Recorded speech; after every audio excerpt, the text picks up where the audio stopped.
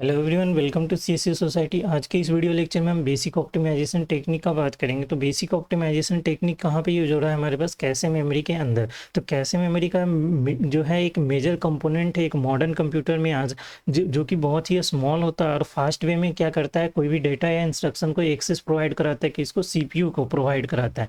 ये generally locate कहाँ पे होता है? हमारे पास सीपीयू और मेन मेमोरी के बीच में हमारे पास ये क्या होता है, लोकेट होता है। कैशे मेमोरी का काम क्या है कि ये स्टोर करता है हमारे पास। किसको स्टोर करेगा? ये फ्रीक्वेंटली एक्सेस डेटा या इंस्ट्रक्शन को क्या करता है, स्टोर करने का काम करता है।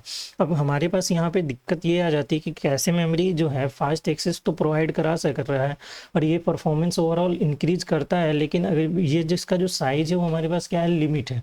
तो जब हमारे पास जो साइज अगर लिमिट है तो इसका जो ऑप्टिमाइजेशन है वो क्या हो सके, हमारे पास ज़्यादा होना चाहिए ताकि ओवरऑल परफॉर्मेंस सिस्टम का क्या होना चाहिए, इंक्रीज होना चाहिए। तो हम यहाँ पे कुछ 5 फैक्टर को डिस्कस करेंगे, जो कि अगर हमारे पास अगर एक कैशे मेमोरी इन 5 फैक्टर को अगर फॉलो कर रहा है तो ओवरऑल उस सिस्टम का जो परफॉर्मेंस है वो क्या हो जाएगा, इंक्रीज हो जाएगा। तो वहाँ पे पहला क्या है हमारे पास, reduce the hit rate. Second है हमारे पास reduce the miss penalty. Third है हमारे पास रिड्यूस मिस रेट। फोर्थ है हमारे पास इंक्रीज कैशे बैंडविड्थ। फिफ्थ है हमारे पास रिड्यूस मिस पेनाल्टी और मिस रेट वाया पैरेललिज्म। तो यहाँ पे हीट रेट कहने का क्या मतलब है, मिस रेट कहने का क्या मतलब है, जब भी एक सीपीयू कोई भी डेटा को डिमांड करता है या एक्सेस करना चाहता है और अगर वो डेटा हमारे पास कैशे मेमोरी के अंदर अगर अवेलेबल है तो उस केस में हमारे पास क्या हो जाता है, हिट हो जाता है। कहने का मतलब क्या होता है कि हमें डेटा मिल गया तो उसको हम क्या बोलते हैं, हिट बोलते हैं।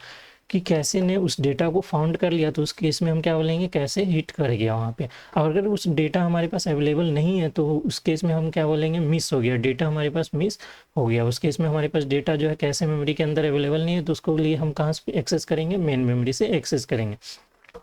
तो इन अगर कोई भी कैशे मेमोरी इन 5 फैक्टर को फॉलो कर रहा है तो इसका मतलब क्या है कि वो सिस्टम का ओवरऑल जो है परफॉर्मेंस इंक्रीज होना चाहिए। इंक्रीज हो रहा होगा और वो सिस्टम अच्छा से परफॉर्म कर रहा होगा और वो कैशे मेमोरी जो है बेसिकली ऑप्टिमाइज टेक्निक का यूज करता है इन फैक्टर को मेंटेन करने के लिए।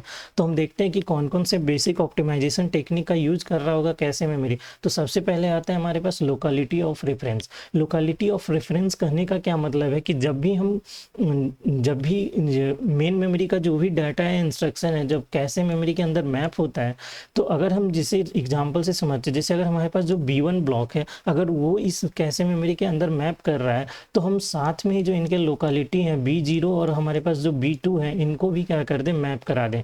क्यों ऐसा? ताकि हमारे पास हम यहाँ पे एक जनरल बात कर सकते हैं कि अगर B1 का अगर CPU का ज़रूरत हो रहा है फ्रिक्वेंटली एक्सेस में तो हो सकता है कि वो साथ में B0 और B2 का भी उनको क्या हो जाए, ज़रूरत हो जाए। तो अगर B1 का अगर CPU को ज़रूरत पड़ा है, एक्सेस कर रहा है B1 को, तो अगर B2 अब पहले से अवेलेबल होगा तो इस वे में हम हमारे पास क्या हो जाएगा, फास्ट एक्सेस प्रोवाइड करा सकते हैं। तो हम क्या बोल सकते हैं कि जैसे ही अगर B2 का अगर ज़रूरत पड़ा तो ऑलरेडी हम यहाँ पे अवेलेबल है, तो कैसे यहाँ पे जो CPU है उस B2 को क्या कर लेगा, इंस्टेंटली एक्सेस कर लेगा। तो ओवरऑल जो हमारे पास जो मिस पेनाल्टी वो क्या हो जाएगा, रिड्यूस हो जाएगा। तो यही है। लोकेलिटी ऑफ रेफरेंस जो है जनरली 2 टाइप का होता है। पहला है हमारे पास टेम्परल लोकेलिटी, दूसरा है स्पेशियल लोकेलिटी। टेम्परल लोकेलिटी में कहने का मतलब क्या है कि जो मोस्टली रिसेंटली एक्सेसिबल डाटा जो भी सीपीयू कर रहा है उसको हम क्या करें, यहाँ पे बार बार कैशे मेमोरी के अंदर उसको रीयूज करें, यहाँ बोल सकते हैं रीमैप करें, ताकि सीपीयू उसको फ्रिक्वेंट वे में एक्सेस कर सके। स्पेशियल लोकेलिटी कहने का मतलब क्या है कि accessing data located close to the previous access. कहने का मतलब क्या है कि अगर हम B1 को एक्सेस किए होंगे तो साथ में इसका जो B0 है और B2 जो है इनके लोकेलिटी में, इनके नेबर में, उनको भी हम क्या कर दें, मैप करके रखें, ताकि सीपीयू इजी वे में क्या कर सके, इस डेटा को एक्सेस कर सके। सेकेंड आ जाता है हमारे पास कैशे लाइन साइज। अब कैशे लाइन साइज कहने का क्या मतलब है कि कैशे मेमोरी तो हमारे पास लिमिट है, अगर हम इसमें नंबर ऑफ लाइन बढ़ा देते हैं तो यहाँ पे हम बोल सकते हैं कि नंबर जो डेटा है अमाउंट में वो यहाँ पे क्या हो जाएगा, इंक्रीज हो जाएगा। अगर इसका जो साइज है अगर वो इनिशियली अगर 16 होता है, 16 करने वाला क्या है कि 4x4 अगर होता, 4x4 कहने का क्या मतलब है कि नंबर ऑफ लाइन यहाँ पे 4 अवेलेबल है और हर एक लाइन में एक बार में 4 ब्लॉक को क्या कर सकता है, ये स्टोर कर सकता है। लेकिन अगर हम नंबर ऑफ लाइन अगर यहाँ पे इंक्रीज करा देते हैं तो ओवरऑल हमारे पास क्या हो जाएगा, अमाउंट ऑफ डेटा क्या हो जाएगा, यहाँ पे इंक्रीज हो जाएगा। लेकिन इस केस में हम क्या, एक हमारे पास कुछ डिसएडवांटेज भी हैं। पहला डिसएडवांटेज ये है कि अगर हम नंबर ऑफ लाइन को इंक्रीज करा देते हैं तो हमारे पास क्या हो जाएगा, स्टोरेज का वेस्टेज हो सकता है। दूसरा है, अगर हम नंबर ऑफ लाइन को अगर इंक्रीज कराते हैं तो जो हमारे पास जो हीट रेट है वो भी क्या हो जाएगा, हमारे पास डिक्रीज हो जाएगा। ठीक है, थर्ड आ जाते हैं हमारे पास कैशे रिप्लेसमेंट पॉलिसी में। कैशे रिप्लेसमेंट पॉलिसी कहने का क्या मतलब है कि हमारे पास कैशे मेमोरी में वो भी मेन मेमोरी का वो डेटा भी होगा जिसको जो कि सीपीयू को नहीं ज़रूरत होगा। तो इस केस में हम उस डेटा को कैशे मेमोरी के अंदर रख करके हम क्या कर रहे हैं, कैशे मेमोरी के अंदर उस डेटा को रख करके हम कैशे मेमोरी का जो हमारे पास जो स्टोरेज है उसको हम क्या करें, एक अच्छे मैनर में यूटिलाइज नहीं कर रहे हैं। तो इस वजह से हमारे पास उस केस में क्या होगा कि स्टोरेज का वेस्टेज हो रहा है। तो यहाँ पे हम क्या करेंगे, कैशे रिप्लेसमेंट पॉलिसी का यूज करेंगे ताकि हम उन सभी डेटा को ही इस कैशे मेमोरी के अंदर रखें जो कि फ्रिक्वेंटली वे में सीपीयू के द्वारा क्या हो रहा होगा, एक्सेस हो रहा है।